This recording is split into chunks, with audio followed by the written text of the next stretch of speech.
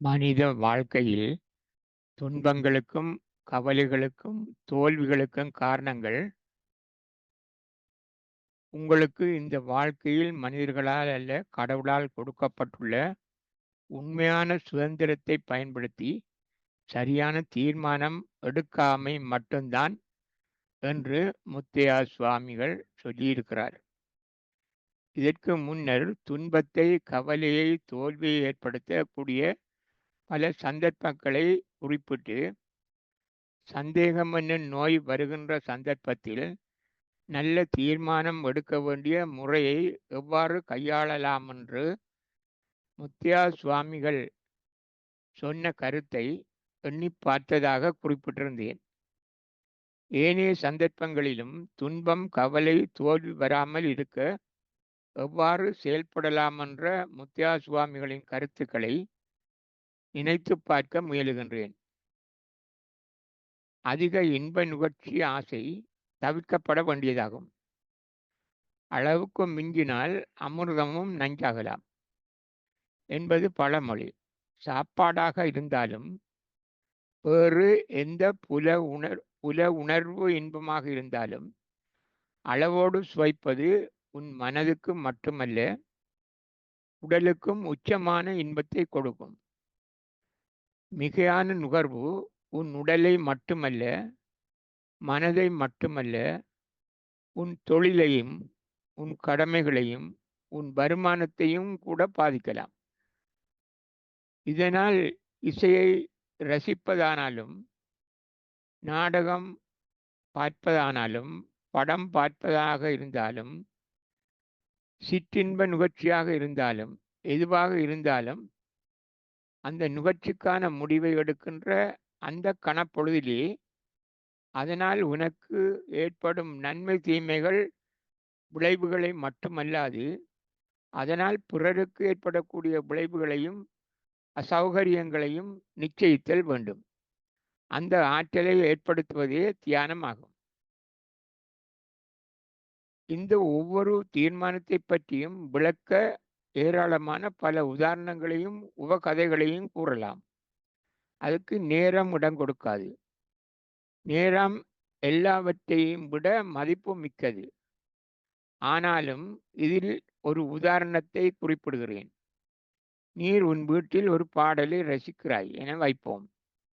அது உனக்கு இன்பம் தருகிறது.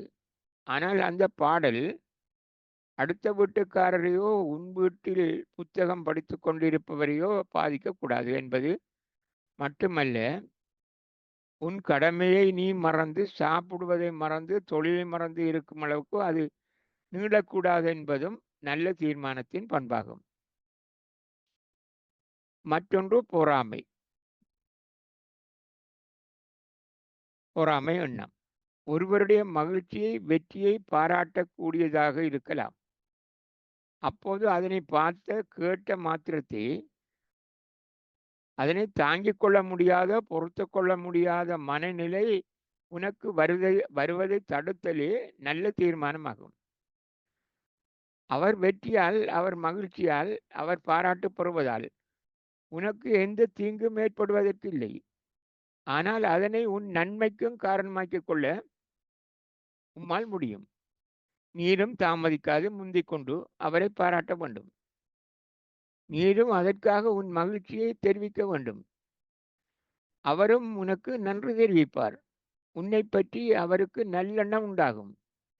அதன் நல்ல விளைவானது உனக்கு தேவையான ஒரு சந்தர்ப்பத்தில் உனக்கு தேவையானதை அது பெற்றுத்தரவும் முடியும் என்பதை கடவுளை நம்புவது போல நம்பலாம். சமூகத்தில் இணங்கி வாழுதல் இல்லற வாழ்க்கையில் முக்கியமானது. குளியல் அறைக்குள் அல்லது வனாந்தரத்தில் ஆடை இல்லாமல் இருந்து விடலாம். சமூகத்தில் அவ்வாறு இருக்க முடியாது. ஒரு இலட்சியவாதியான ஒரு விஞ்ஞானி குளியலறையில் கூட தன் இலக்கை நோக்கி சிந்தித்து கொண்டே இருந்தான். அங்கே தன் ஆராய்ச்சியின் முடிவை அங்கே தெரிந்து கொண்ட உடனே ஆடை இல்லாமல் இருக்கின்றேன் என்பதையும் மறந்து கதவை திறந்து கொண்டு தன் வெற்றியை மற்றவருக்கு தெரிவிக்க ஓடியதாக சரித்திரம் உண்டு. அது கூட சமூகத்தால் மன்னிக்கப்பட மாட்டாது என்பதை தியானத்தின் ஆற்றில் உனக்கு கற்றுக் கொடுக்கும் என முத்தியா முனிவர் சொன்னார். முடிவெட்டுவதோ சவரம் எடுப்பதோ சிரமமாக இருக்கும் போதும், முடிவெட்ட சவரம் எடுக்க பணம் இல்லாதிருக்கும் போதும், மலித்தலும் வேண்டாம் நீட்டலும் வேண்டாம் என்று நல்லறிஞர் சொல்லுவதாலும், எல்லா சந்தர்ப்பத்திலும் அவருக்கு தீர்மானம் எடுக்க கடவுள் சுதந்திரம் அளித்துள்ளார் என்பதற்காக என்னை போல முடி வளர்க்கலாம் தாடி வளர்க்கலாம் என நான் சொல்ல மாட்டேன். சமூகத்தில் வாழ நீங்கள் எடுக்கும் தீர்மானம் மற்றவர்களை பாதிக்கக்கூடாது. உங்களுடைய மகளின் திருமணத்தின் போது நீங்கள் கோட்டு சூட்டு போட்டிருக்காவிட்டாலும் தலைமயிர் வெட்டி சேவெடுத்து இருக்க வேண்டும் என மற்றவர்கள் நினைப்பது தவறாகுமா? நீங்கள் எடுக்கும் தீர்மானம் உங்களுக்கும் மற்றவர்களுக்கும் தீங்கு ஏற்படுத்தாதிருக்குமானால் அதுவும் நல்ல தீர்மானமே. ஒரு பாடசாலை மாணவன் புகைப்பிடித்ததாக முறைப்பாடு வந்த பொழுது, நான் இல்லை, அவன்தான் புகைப்பிடித்தான் என்று மற்றவனை சொல்லி தப்பித்துக் கொள்ளுகிறான். இதனால் அவன் தப்பித்துக் கொண்டாலும் குற்றம் செய்தவன் தண்டிக்கப்படுவான் என்பது அவன் மனச்சாட்சிக்கு தெரியும். எய்தவன் எங்கே இருக்க அம்பை குறை சொல்வது போல அரசியல்வாதிகள் சொல்வதை கேட்டு அரச உத்தியோகத்தர்கள் தமது கடமைகளை சரியான முறையில் அறநெறிப்படி செய்வதில்லை. அரசியல்வாதிகள் தாம் செய்த குற்றத்தை உத்தியோகத்தரிலேயே போட்டு தப்பித்து விடுகிறார்கள். சிறைக்கு போவதோ தண்டப்பணம் செலுத்துவதோ எய்தவன் இல்லை, அம்புதான். இது அவருக்கு கட்டாயம் தேவையானதுதான். இதில் மனித வாழ்வை பொறுத்தவரையில் அம்பு இருக்குதே, அதன் தவறு அரசியல்வாதியின் தவறை விட பெரியது என முத்தையா சுவாமிகள் சொல்லுவார். சட்டப்படியான தண்டனையை விட மனச்சாட்சி கொடுக்கும் தண்டனை மிக பெரியது. சம்பந்தப்பட்ட இரு தரப்பும் தீர்மானம் எடுக்கும் போது சரியாக நல்ல தீர்மானத்தை எடுக்க வேண்டும்.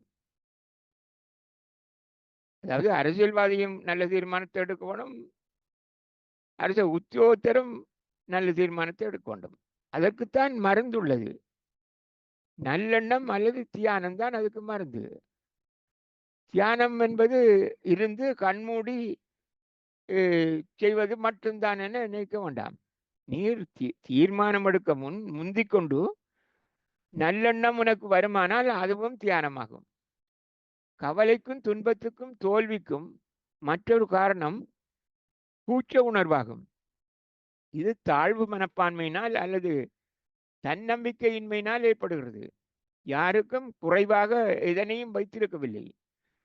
அவரவர் ஆற்றலுக்கும் அவரவர் தேவைக்கும் ஏற்ற எல்லாவற்றையும் வைத்துள்ளார். ஆகையால் யாரும் தாழ்வு மனப்பான்மை கொள்ள தேவையில்லை. ஒவ்வொருவருக்கும் வாழ்க்கையில் உச்சத்தை தொடுவதற்குரிய எல்லாம் கடவுளால் வைக்கப்பட்டிருக்கிறது. தனக்கென பொருத்தமானவற்றை தெரிந்தெடுப்பதில் தான் அவருடைய வெற்றி, இன்பம், மகிழ்ச்சி என்பன தங்கியிருக்கிறது.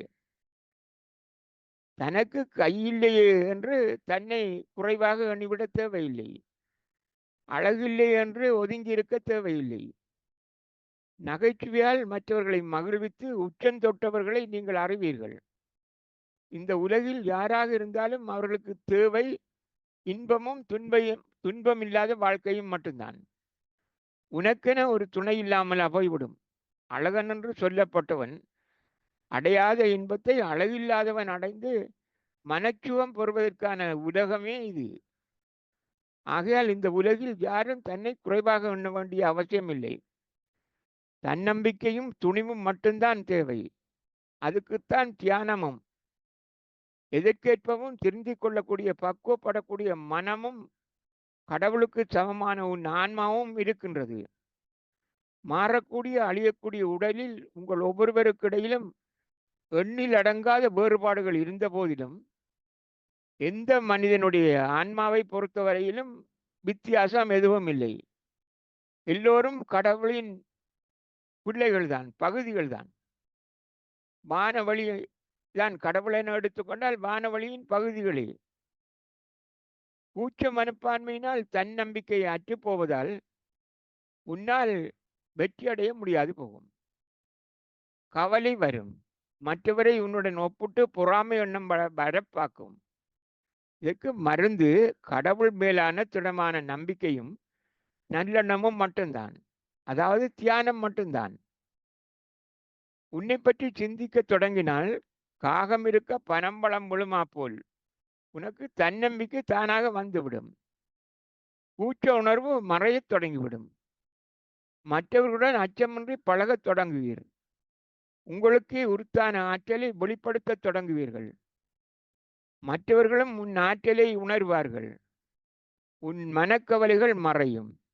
இன்பமான மனநிலை தோன்றும் என நான் சொன்னால் நீர் நம்பித்தான் ஆக வேண்டும் என்று முத்தியா சுவாமிகள் சொன்னார்.